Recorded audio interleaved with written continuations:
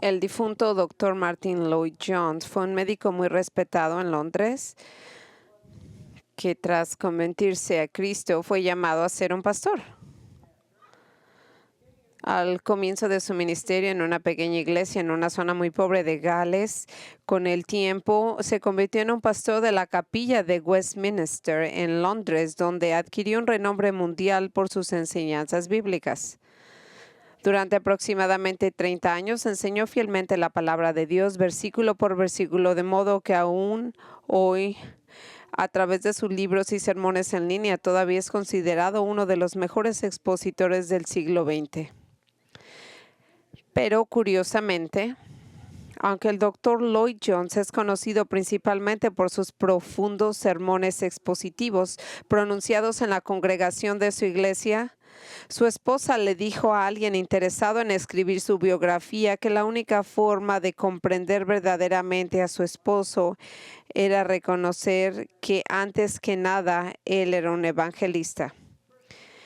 O sea, eso era lo que él era. En otras palabras, en el centro del alma de Lloyd-Jones había una pasión por las personas perdidas que escucharan el evangelio y experimentaran el perdón por sus pecados. Ahora bien, lo mismo podría decirse de Jesús. Si bien durante sus 3 años de ministerio terrenal, Jesús enseñó a multitudes por todo Israel y realizó obras milagrosas de sanidades, otros actos sobrenaturales y todo lo autenticaron como el Mesías y el Dios de Israel. En el fondo, él que era el mismo Dios, en el fondo de su alma, Cristo era un evangelista que busca almas perdidas para su reino. Como uno lee mientras el Nuevo Testamento, se hace evidente que Jesús era un evangelista de corazón que buscaba llevar a pecadores a una relación salvadora con Él. No solo estaba constantemente llamado a los pecadores a sí mismo para salvación, sino que declaró en numerosas ocasiones que la razón misma por la que vino al mundo era para llamar a los pecadores al arrepentimiento. Por tanto, oímos en Lucas 5:32, no he venido a llamar justos, sino a pecadores al arrepentimiento. Por eso Él vino. Al final de Mateo 11, Jesús dijo que ahora una bien conocida invitación a la gente que dice lo siguiente: venid a mí todos los que estáis cansados y agobiados, y yo os haré descansar. Llevar mi yugo sobre vosotros y aprender de mí, que soy manso y humilde de corazón, y hallaréis descanso para vuestras almas. En el Sermón del Monte, Jesús, sabiendo que había personas no salvas entre la multitud que lo escuchaban, cerró su mensaje haciendo un llamado evangelístico acerca de quienes escaparían del diluvio del juicio venidero y quienes no escaparían del diluvio del juicio venidero, diciendo estas palabras en el versículo 24-27. Por tanto, todo el que oye estas palabras mías y las pone en práctica será como un hombre prudente que edificó su casa sobre la roca. Cayó la lluvia, vinieron los ríos, soplaron los vientos y dieron con ímpetu contra aquella casa, pero no cayó, porque estaba cimentada sobre la roca. Y todo aquel que oye las palabras mías y no las pone en práctica, ellos serán como un hombre insensato que edificó su casa sobre la arena. Cayó la lluvia, vinieron los ríos, soplaron los vientos, azotaron aquella casa y todo cayó y se fue la ruina.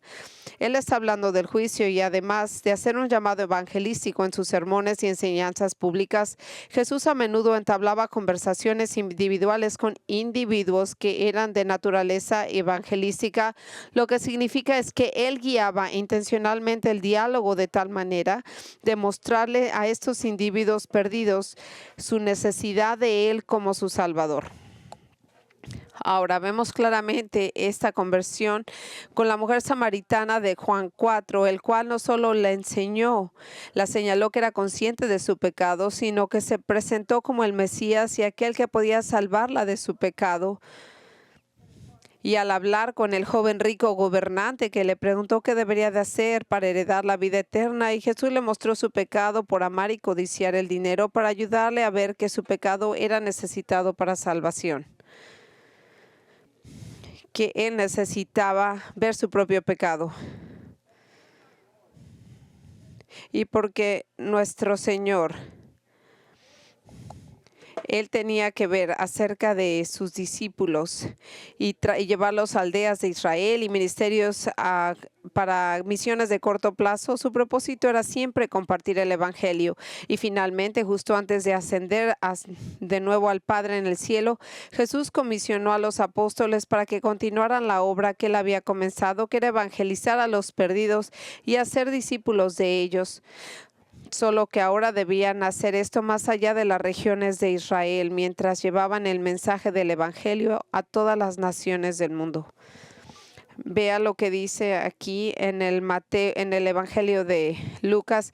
Nosotros llegamos a un pasaje de la Escritura en el cual vemos que Jesús no solo está haciendo el trabajo de evangelizar a los perdidos, sino que también vemos cómo él evangelizaba. Y su estrategia era la metodología, la cual decía cuando llegaban los pecadores a sí mismo. Vemos en Lucas 13 del 22 al 30 lo siguiente. Él iba de ciudad en ciudad y de aldea en aldea enseñando y seguía su camino hacia Jerusalén.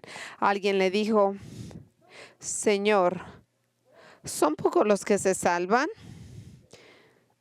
Y él respondió: esfuércense por entrar por la puerta angosta, porque les digo que muchos procurarán entrar y no podrán. En cuanto el padre de familia se levante y cierre la puerta, ustedes estarán fuera. Comiencen a llamar a la puerta diciendo: Señor, ábrenos. Y él les responderá y les dirá: no sé de dónde son. Entonces comenzarán a decir: comimos y bebimos en tu presencia y nos enseñaste en nuestras calles. Y él les dirá: yo te digo, yo no sé de dónde son, apártense de mí todos los que hacen mal. Y ahí será llanto y crujir de dientes cuando veas a Abraham, Isaac, Jacob y todos los profetas del reino de Dios, pero vosotros están excluidos. Vendrán del oriente, del occidente, del norte y del sur y se sentarán a la mesa en el reino de Dios. Y aquí algunos son últimos que serán los primeros y algunos son primeros que serán últimos.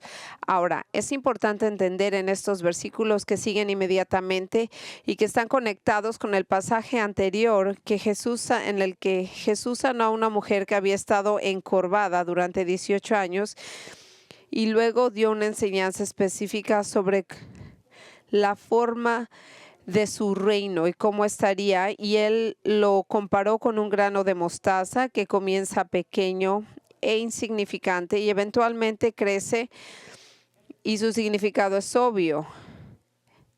Es como lo mismo de un trozo de levadura que puede transformar algo de masa en un pan delicioso, indicando que una de las características de su reino es el transformar las vidas de aquellos que vienen en fe a él. Ahora, el propósito de este pasaje que estudiamos el domingo pasado era revelarnos cómo es la forma actual del reino de Cristo. Y la conexión entre ese pasaje y el que estamos viendo hoy es que mientras que el último pasaje Jesús explicó cuál es la naturaleza de tal forma actual de su reino, en el pasaje que tenemos ante nosotros hoy, lo que acabamos de leer, él explica, note esto, cómo alguien entra a su reino. Es decir, cómo alguien entra a una relación personal con él, cómo uno es liberado de la pena de sus pecados y se convierte en un creyente genuino en él. Ahora bien, la relevancia de estos versículos radica en que las propias palabras de Jesús aprendemos cómo entrar a su reino. Es decir, Él nos dice cómo ser salvos. Así que si tiene alguna duda cómo llegar al cielo, ese pasaje será muy útil para aclarar sus dudas. Pero además de decirnos cómo ser salvos, estos versículos son extremadamente relevantes porque también nos dicen quiénes no serán salvos y por qué no serán salvos, así como también nos dicen las consecuencias de no ser salvo. Y es fundamental que entendamos esto. Y escúcheme con atención, no se distraiga. Por lo que esto es tan importante de entender es porque hay mucho error hoy en día acerca de lo que la gente cree de acuerdo de quién va a ir al cielo y cómo van a ir y ¿por qué van a ir? De hecho, si usted le pregunta a una persona común y corriente quién se irá al cielo al morir, probablemente le diría que casi todo el mundo se irá al cielo, con la excepción de aquellos individuos que han sido extremadamente malvados, como Adolfo Hitler o un asesino en serie. Respecto a cómo piensa la mayoría de la gente en nuestro mundo sobre el camino al cielo y cuántos llegarán allá, esto es lo que dijo R.C. Sproul.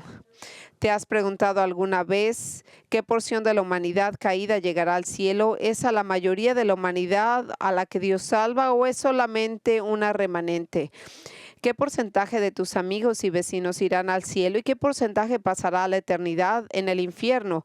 Creo que es muy poca gente que piensa eso en absoluto, porque vivimos en una sociedad tan pluralista que se supone que la mayoría, si no todos los que mueren, irán al cielo. Y por lo que mucha gente cree esto, es porque creen que Él es demasiado amoroso, bondadoso y misericordioso como para enviar a alguien al infierno, a menos que sea alguien que es extremadamente malvado. Y tienen razón, Él es amoroso, bondadoso y misericordioso. Pero eso no significa que permitirá que todos entren al reino de los cielos. En los versículos que tenemos en esta mañana enfrente de nosotros, Jesús explica con precisión a quienes permitirá entrar al reino y quienes se negarán de la entrada. Y lo usa usando la imagen de una puerta, la cual va a ser cerrada algún día. Y lo que hace el Señor es que habla de la puerta angosta en la cual algún día va a entrar la gente, y está hablando de una puerta que va a estar cerrada, la cual no va a permitir que la gente vuelva a pasar y que entrará. Y después habla del extremo sufrimiento de quienes se les negó la entrada a su reino. Pero claro, antes de que Lucas nos diga de lo que dijo Jesús acerca de su reino, esto es lo que Él nos dice y nos manda este contexto para que podamos entender mejor los versículos que vienen. Eso es lo que leemos en los versículos 22 y 23. Y Él iba de ciudad en ciudad, de aldea en aldea, enseñando y seguía su camino hacia Jerusalén. Y alguien le dijo: Señor, ¿son pocos los que se salvan? Y Él respondió, paremos. Ahora bien, para presentarnos esta situación, lo que está haciendo Lucas, nos dice primero que mientras Jesús recorría diversos pueblos y aldeas de Israel, camino a Jerusalén, donde sería arrestado, crucificado, enseñaba que esos serían los meses venideros Mientras Él estaba hablando de esto, Él estaba hablando con la gente, y en este tiempo, mientras Él estaba enseñando, alguien le hizo una pregunta. Ellos querían saber si había poca gente que sería salva. En otras palabras, este hombre que le pregunta que si era muy poca gente que estaría salva del juicio venidero del Señor. Ahora, aunque Lucas no nos da más información sobre la persona que formuló la pregunta o sobre la pregunta cómo la formuló, parece bastante obvio que la razón por la que planteó es porque en la enseñanza de nuestro Señor, Él enfatizaba el tema de la salvación. Y sin duda, en su enseñanza, Jesús decía que solo una pequeña minoría de personas entrarán a su reino y se salvarán del juicio. Entonces parecería que la pregunta de este hombre reflejaba lo que Jesús había estado diciendo acerca de la salvación, y al hacer esta pregunta simplemente estaba tratando de ver si entendía correctamente lo que el Señor estaba enseñando, que si solo pocos serían salvos del juicio. Y muy probablemente la razón por la que hizo esta pregunta, y quería asegurarse de comprender correctamente la enseñanza del Señor sobre la salvación, y es por lo que Jesús decía sobre que solamente no quería que se contradijera con lo que esto contradecía lo que decían los rabinos judíos, porque los rabinos enseñaban que esencialmente toda la gente de Israel, todo el pueblo judío, con muy pocas excepciones, todos serían salvos y entrarían al reino de Dios, mientras que todos los gentiles, con pocas excepciones, quedarían excluidos de la salvación y del reino de Dios. Y esto es lo que decía Misha en los escritos oficiales rabinos. Todos los israelitas tienen una parte en el mundo venidero porque está escrito, tu pueblo también será justo y heredará la tierra para siempre. Vástago de mi plantío, obra de mis manos, porque yo soy glorificado.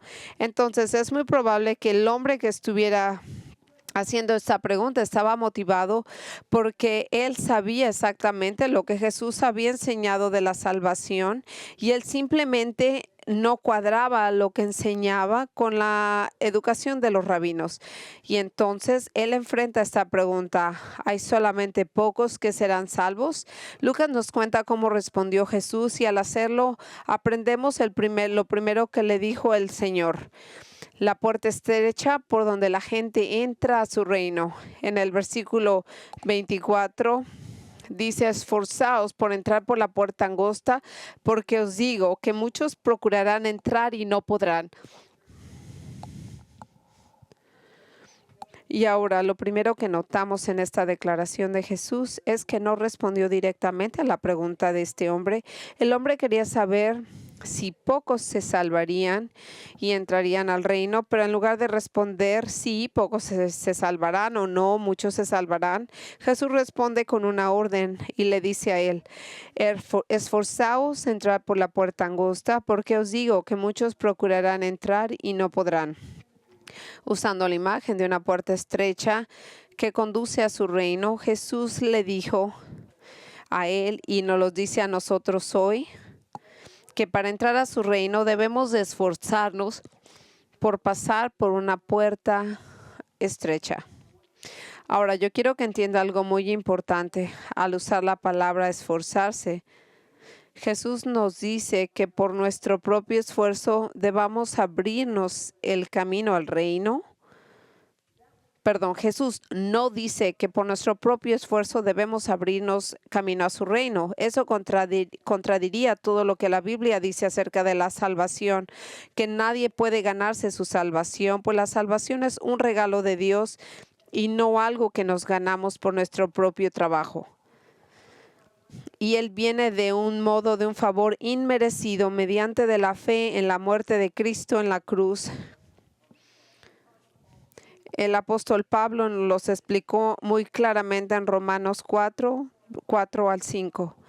Él dice, ahora bien, al que trabaja no se le cuenta el salario como favor, sino como una deuda.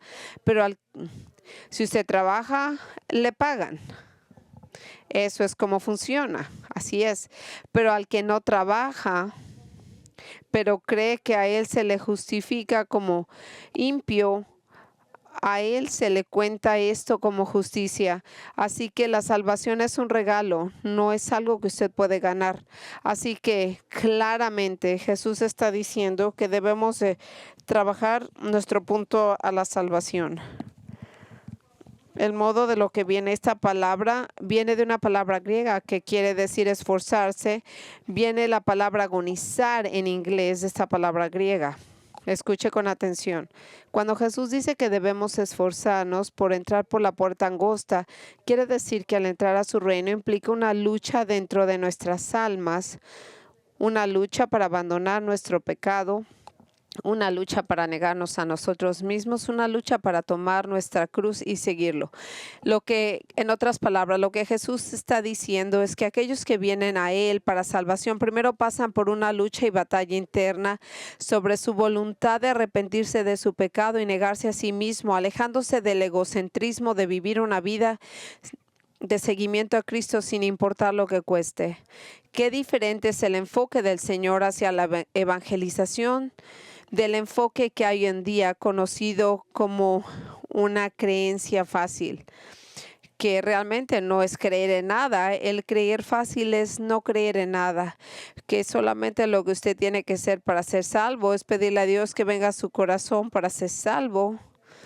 Pero no menciona que usted se arrepiente de su pecado, no les menciona la sumisión de la autoridad. en la palabra de Cristo. Solamente usted dice unas cuantas palabras y voilà, ya está salvo. Así, voilà. Escuchen, según Jesús, quienes acuden a Él en busca de salvación, no tienen esa actitud indiferente que dice, claro, quiero ir al cielo cuando muera, pero ¿por qué no? ¿Quién no quisiera ir al cielo? Así que le pediré a Jesús que entre a mi corazón. Pero Jesús dice que los que entran a su reino tienen una lucha interna para abandonar su estilo de vida pecaminoso y calcular el costo de seguirlo como un Salvador que fue despreciado. Y lo que esto nos dice muy bien es que la salvación es solo por la gracia de Dios, porque Él trabaja en los corazones de quienes son salvos. Y nosotros seguimos siendo responsables de ejercer nuestra voluntad, de modo que debemos arrepentirnos de nuestro pecado y luego poner la confianza en Cristo como nuestro Señor y Salvador. Así que Jesús dijo que entrar en su reino implica esforzarse mientras luchamos contra nuestra carne e inclinaciones pecaminosas del corazón. Pero observen exactamente lo que el Señor dijo que debemos de esforzarnos por hacer, es esforzarnos por entrar por la puerta angosta. Al usar esa imagen de una puerta angosta, explica la lucha que enfrentamos de entrar al reino. Así lo expresó un maestro de la Biblia. La puerta estrecha y quienes entran deben de despojarse de su equipaje personal. Ahora, como recordarán, en otra ocasión, en su sermón del monte, Jesús usó la imagen similar de entrar al reino. Es como entrar por una puerta estrecha. En ese caso, él dio un poquito más de detalles del mensaje de esto. Esto dijo en Mateo 7, del 13 al 14. Entren por la puerta estrecha, porque ancha es la puerta y espacioso el camino que lleva a la perdición. Y muchos son los que entran por ella, pero la que es estrecha la puerta y angosto el camino que lleva a la vida, y muy pocos lo hallan. Él está usando aquí la palabra como la cerca. Así que cuando él dice, cuando usted entra a la salvación, tiene que entrar por una cerca o una puerta estrecha. Y ellos entendían exactamente de lo que estaba hablando y estaban muy familiarizados con el concepto de estas puertas para entrar a una ciudad. Usted verá, a diferencia de las ciudades modernas de hoy, en el antiguo mundo las ciudades estaban rodeadas por enormes y gruesas murallas, y en varios puntos a lo largo de las murallas había puertas que conducían a la ciudad. Por ejemplo, Jerusalén tenía 12 puertas, lo suficientemente anchas para el tráfico en ambos sentidos. Por la mañana, estas amplias puertas se abrían y la gente entraba en masa a la ciudad para comprar y hacer negocios. Y por la noche, esas amplias puertas se cerraban para protegerse de los invasores y enemigos externos.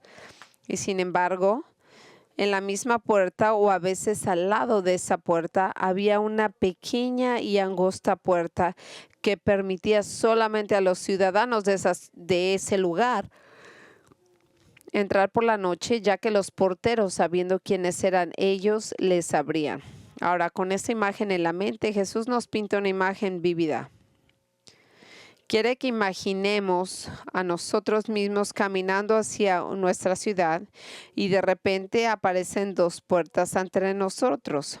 Una de esas puertas es ancha y rebosa en actividad, como grandes multitudes entran por ella. Pero junto a esa puerta ancha hay una puerta estrecha y es tan angosta que solo una persona a la vez puede entrar a la ciudad. Ahora bien, basándonos en la imagen de estas dos puertas, Jesús nos manda a entrar por la puerta angosta, no por la ancha. ¿Por qué? Porque la puerta estrecha es el camino que lleva a la salvación. Es la entrada al reino de Dios. Es decir, es la manera de entrar a una relación personal con Dios mediante la fe en Cristo como Salvador y Señor. Y usted verá, contrario de lo que mucha gente cree hoy en día, y el camino del reino de Dios es estrecho y solamente hay un camino hacia Dios y a través de Jesucristo. Esa es la respuesta y la Biblia enseña constantemente la estrechez del Evangelio. En Juan 14:6, muy famoso, en el cual dice, yo soy el camino y la verdad y la vida, nadie viene al Padre sino por mí. Él no es un camino o una verdad. Él dice, yo soy el camino, la verdad y la vida, y nadie viene al Padre sino por mí. Juan 10:9 dice, yo soy la puerta, el que por mí entrase será salvo. En Hechos 4:12, y en ningún otro hay salvación, porque no hay otro nombre bajo el cielo dado a los hombres en el que podamos ser salvos. El primero de Timoteo 2:5 dice, porque solo hay un Dios y solo un mediador entre Dios y el hombre, Jesucristo hombre.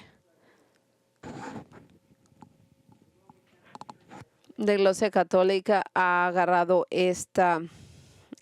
ha confundido este verso, y mucha gente ha visto que la exclusividad del evangelio le ha encontrado a la gente realmente inquietante. Se oponen firmemente, que dicen a creer que es realmente un camino tan estrecho y que a través de Cristo se alcanza la salvación y se entra al cielo. Entonces, ¿por qué decimos que no todos los caminos conducen a Dios? ¿Por qué el evangelio es tan restrictivo y estrecho? Bueno, es limitado porque Dios, quien ha establecido la manera en que las personas entran a una relación con Él, ha revelado en su palabra que nuestros pecados nos han separado de Él, y Él declaró en Isaías 59:2. Nuestras iniquidades han hecho la división entre vosotros, y nuestro Dios y vuestros pecados han hecho ocultar de vosotros su rostro para no oír. Y es decir, la razón por la que estamos alejados de Él es por nuestro pecado. Dios es perfectamente santo y su santidad le impide tener comunión con nosotros. Por lo tanto, la única manera de eliminar esta separación y alineación es pagando por nuestros pecados. Verán, la santidad y la justicia de Dios deben de ser satisfechas antes de que Él perdone a los pecadores y les permita tener una relación con Él. Y eso es precisamente lo que logró la muerte de Jesucristo. En su muerte, Jesús pagó por la pena completa de sus pecados y de pecadores como nosotros. Pagó completa de los pecados de pecadores como nosotros, y al hacerlo esto, Él logró el perdón, y la gente que viene a Él y se arrepiente en fe, a ellos les ha perdonado sus pecados y se les acredita la justicia de Cristo. Y esta es la razón por la que la entrada a la salvación es tan limitada y tan exclusiva. Porque solo Jesucristo resolvió el problema del pecado, no la religión, la filosofía, ninguna ideología ética. Solamente Cristo fue el único calificado para pagar por esos pecados, porque no solo Él es un hombre real para poder experimentar la muerte, sino que también Él es el Dios eterno, y por lo tanto es el único capaz de pagar el precio eterno por nuestros pecados. Así que la puerta que da al reino de Dios es estrecha, y Jesús nos manda a entrar por ella. No nos dice, nos ordena a entrar por ella. Y por eso yo le pregunto, ¿usted ha entrado al reino de Dios a través de la puerta angosta? ¿Usted ha experimentado una lucha por abandonar su pecado para seguir a Cristo? ¿Alguna vez usted se ha negado a sí mismo y ha calculado el costo de seguir a Cristo, y tras hacerlo ha depositado su confianza en Él como Salvador? Es fundamental que tome estas preguntas en serio, porque como Jesús continuó hablando en Lucas, dejó claro que la puerta estrecha que da a su reino no siempre estará abierta. Llegará un momento en que esa puerta se cerrará, y eso es exactamente lo que Jesús procedió a decir al hablar a continuación, no de la puerta estrecha por donde la gente entrará a su reino, sino más bien Él habló de la puerta cerrada que impide a la gente entrar a su reino. Volviendo al versículo 24 de Lucas 13, mire lo que Jesús dijo cuando les dijo, esfuércense por entrar a la puerta angosta, les dijo, porque les digo que muchos buscarán entrar y no podrán. Es decir, habrá muchas personas que intentarán entrar al reino de Dios, pero no podrán. Ahora escuchen atentamente con estas palabras. Jesús no estaba diciendo que quien sinceramente desea ser salvo por la fe en Cristo no pueda. Él no estaba diciendo esto, eso sería imposible, eso nunca sucederá, porque Jesús dijo, al que viene a mí, y él dijo en Juan 6:37, el que viene a mí va a venir, yo nunca lo voy a echar fuera. Pero lo que él no está diciendo es que habrá gente que quiera entrar y que le va a decir, no, yo sé que eres sincero y no voy a dejarte entrar. No, él no está diciendo eso. Lo que él está diciendo es que el pueblo judío que lo escuchaba en ese día es que muchos de ellos, mucha gente judía, que asumía que ellos estarían salvos simplemente porque había un pacto con la nación de Israel y que eso les daba el derecho de entrar al reino, pero no lo lograrían. Trágicamente, a pesar de lo que pensaban, se quedarían fuera del reino. Y ya ve, como le dije anteriormente, la gran mayoría del pueblo judío del tiempo de Jesús pensaba que su salvación estaba dada simplemente porque sus rabinos les dijeron que estaban destinados al reino solo por la virtud del hecho de que Israel era la nación elegida de Dios y mientras que los gentiles, los no judíos, estaban excluidos del reino. Y lo que Jesús está diciendo aquí es que este no es el caso. Les estaba diciendo que solo porque a ti como judío, tus rabinos te han dicho que estarás en el reino de Dios solo porque quieres ir al cielo cuando mueras, solo porque tú quieres aceptar al Señor cuando tu muerte llegue. Eso no quiere decir que así va a suceder. Muchos buscarán entrar al reino de Dios y no podrán. Escuchen, esta verdad aplica mucho más allá del pueblo judío de la época de Cristo, que presumían de ser de Él. Y que cualquier persona que cree que de alguna manera tiene la salvación y que porque es una persona buena y decente o porque sus papás fueron cristianos y crecieron conociendo a Jesús o porque asisten a la iglesia donde se enseña la Biblia y por todo lo que ellos saben acerca de la salvación, simplemente por eso irán al cielo y no al infierno cuando mueran. Eso no funciona así. Nadie llega al cielo porque quería estar ahí o porque creen que se lo merecen o por su árbol genealógico. Jesús les dijo que entrar al reino por medio de la estrechez del evangelio, reconociendo su pecado y luchando por denunciarlo y proponiendo en el corazón seguirlo con toda devoción y suministro inquebrantable. Pero no todos, pero no todos podrán entrar al reino de Dios, porque no todos están entrando por la puerta estrecha, porque esa puerta estrecha es la salvación y algún día va a estar cerrada. Observen lo que Jesús procedió a decir en los siguientes versículos, comenzando en el versículo 25, Lucas 13, 25 al 27. Una vez que el dueño de la casa se levante y cierre la puerta, ustedes comiencen a estar fuera y llamar a la puerta diciendo, Señor, ábrenos. Él les responderá y les dirá, no sé de dónde son. Entonces ustedes comenzarán a decir, comimos y bebimos en tu presencia y enseñaste en nuestras calles. Y él les dirá, les digo que no sé de dónde son, apártense de mí, todos los que hacen el mal. Ahora bien, estos son algunos de los versículos más esclarecedores que leerá en la Biblia, porque nos dicen que llegará un momento en que la puerta de la salvación se cerrará de golpe y nadie más podrá entrar. Una vez que Jesús, que es la cabeza de la casa, se levanta y cierra la puerta de la salvación, incluso si se queda usted afuera llamándolo y suplicándole desesperadamente que le abra, no le abrirá. ¿Y por qué no Él abrirá la puerta a quienes le ruegan? Bueno, volvemos a leer lo que Jesús dijo en ese momento. Entonces él responderá y dirá, no sé de dónde eres. Entonces tú comenzarás a decir, comimos y bebimos en tu presencia y en nuestras plazas enseñaste. Y él dirá, les digo que no sé de dónde son. Apártense de mí todos los hacedores del mal. Y aquellos que se negaron a aceptar a Jesús como Señor durante su vida, a él les dirá,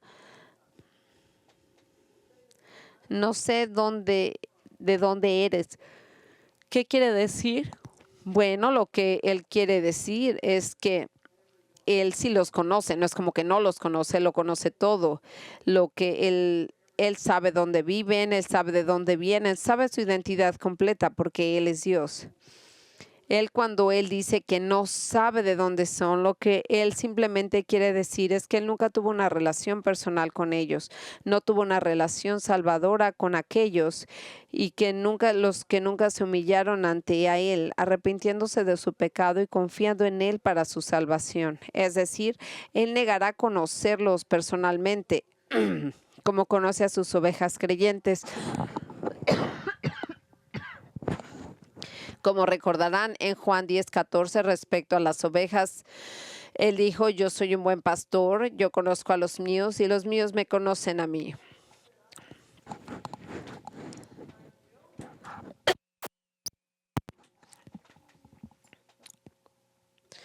Pero eso no se aplica a quienes no creen en Él, porque ellos no son sus ovejas. Ellos le dicen, no los conozco y ustedes no me conocen personalmente como su Señor y su Salvador.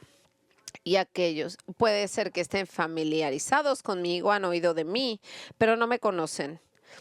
Y aquellos a quienes no conoce, al oír esas terribles palabras, que digan, no sé de dónde son. Jesús les dijo que expresarían conmoción y asombro absoluto diciendo, cuando ellos digan, le contesten a Jesús, comimos y bebimos en tu presencia y enseñaste nuestras plazas. Es decir, estos judíos que vinieron de Israel durante el tiempo de Cristo en la tierra, van a tratar de convencerlo que sí los conocía. Y van a recordarle que él visitó su pueblo y que ellos estaban ahí y que de hecho comieron y bebieron con él. Pero sí, Señor, pero si comimos juntos, ¿no te acuerdas? Bebimos juntos, compartimos juntos, estábamos en la casa de alguien, compartimos la mesa contigo. Estuvimos presentes cuando tú enseñaste en nuestras calles. Tú nos miraste posiblemente. En otras palabras, él van a decir, yo pasé tiempo contigo y escuché tus enseñanzas. Y amigos, obviamente nadie aquí hoy en día puede decir que comió y bebió con Jesús y que lo escuchó cuando llegó a su pueblo y enseñó en sus calles. Sin embargo, algunos podrían decir algo similar que se ajuste a esa situación, como, pero Señor, asistimos a la iglesia, oímos acerca de ti, cantamos, fuimos a la iglesia, cantamos grandes himnos del Evangelio y canciones espirituales acerca de ti. Con toda la congregación escuchamos muchos sermones de buenos maestros de la Biblia. Incluso fuimos bautizados y participamos en la cena del Señor.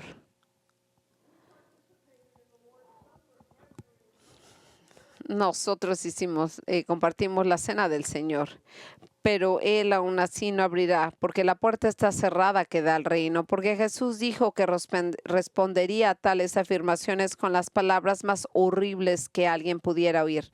Apartaos de mí todos los hacedores de maldad.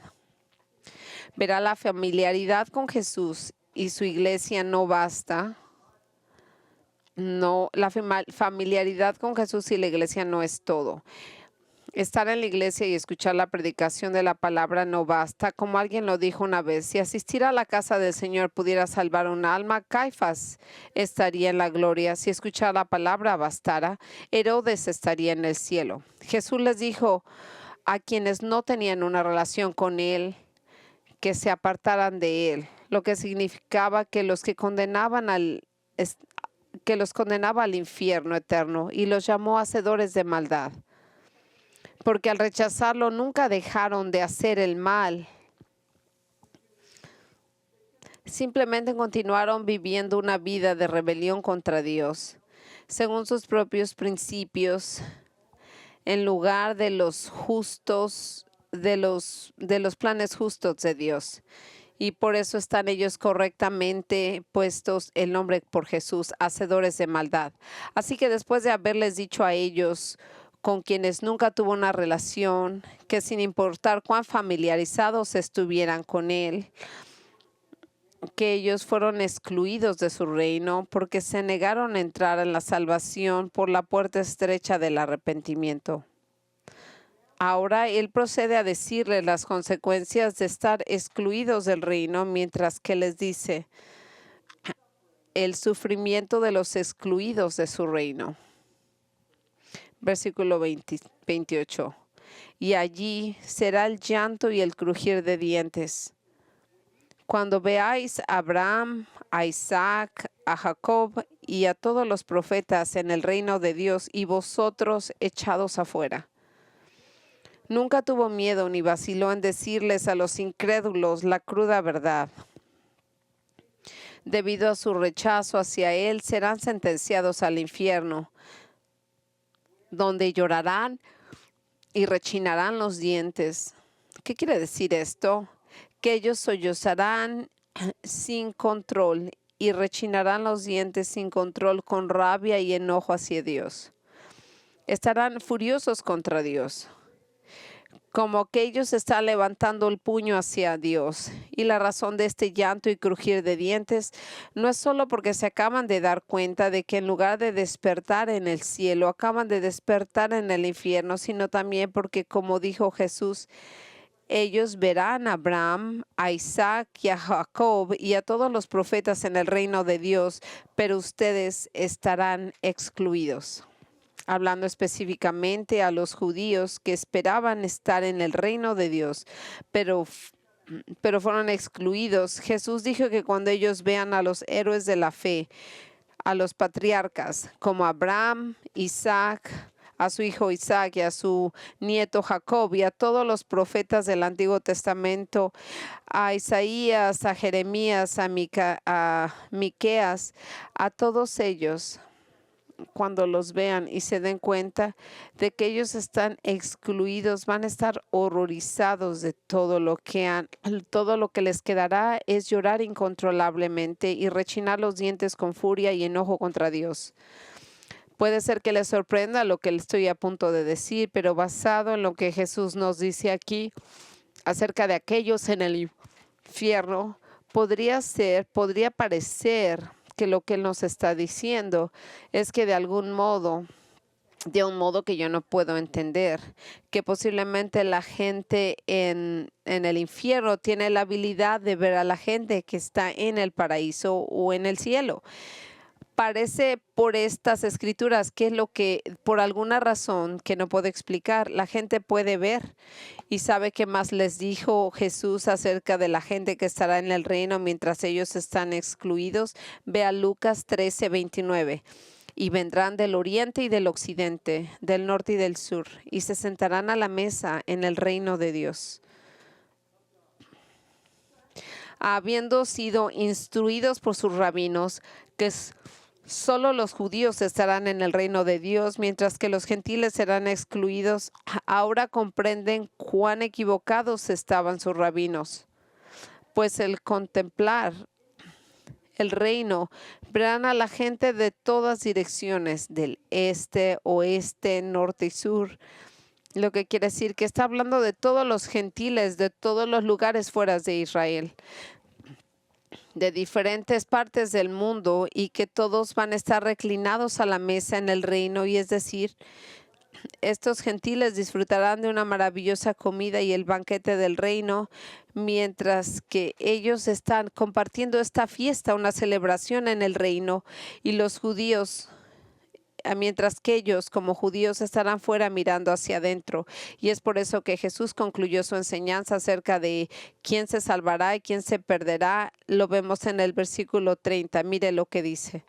Y he aquí algunos son últimos, he aquí, algunos son últimos que serán primeros y algunos que son primeros que serán los últimos. Es decir, los gentiles creyentes que históricamente fueron los últimos en escuchar la verdad sobre Jesús y la salvación, se unirán en el cielo con los judíos creyentes que históricamente fueron los primeros en escuchar sobre Jesús y la salvación. Y todos aquellos judíos que aceptaron al Señor, empezaron a escuchar del Señor y de su salvación y compartiéndolo con otros judíos. Ellos van a estar ahí, sin duda alguna. Pero la gente gentil, que eran los últimos, pero que creyeron en el Señor, también estarán ahí. Pero todo esto será en el paraíso, y todos aquellos que creyeron en Jesús estarán en el paraíso, porque entraron a la salvación por la puerta angosta del arrepentimiento y la fe en Cristo. Qué palabras tan horrorosas debieron de ser estas para el pueblo judío que escuchó a Jesús aquel día, como el hombre que le preguntó a Jesús: Señor, ¿son pocos los que se salvan? Pensaban que llegaría al cielo porque eran descendientes de Abraham. En cambio, Jesús les dijo que no solo serían excluidos del cielo a menos que entraran a la salvación a través de la puerta estrecha del arrepentimiento y de la fe, sino que ellos podrían ver a sus enemigos, los gentiles, disfrutando todos los beneficios del cielo. Ahora, escuche lo que tengo que decir. Aunque usted no sea judío y eso de tener los gentiles en el cielo sea algo incómodo, como la gente de ese tiempo. Yo le estoy hablando, si usted no está salvo y si usted continúa rechazando a Cristo, cuando usted muera y despierte en el infierno, usted estará forzado por el Señor a ver en el cielo a todos sus seres queridos que conocen y aman a Cristo. Su madre, su padre, hermanos, hermanas, abuelos, familiares, sus amigos de la iglesia, de la escuela, del trabajo. Ellos estarán ahí festejando en el cielo, disfrutando toda la gloria del Señor, mientras usted está por siempre excluido de ese reino.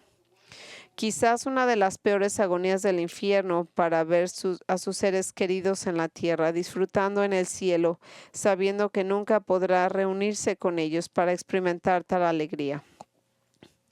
Y todo porque se negó a humillarse, arrepintiéndose de su pecado y confiando en Cristo para su salvación.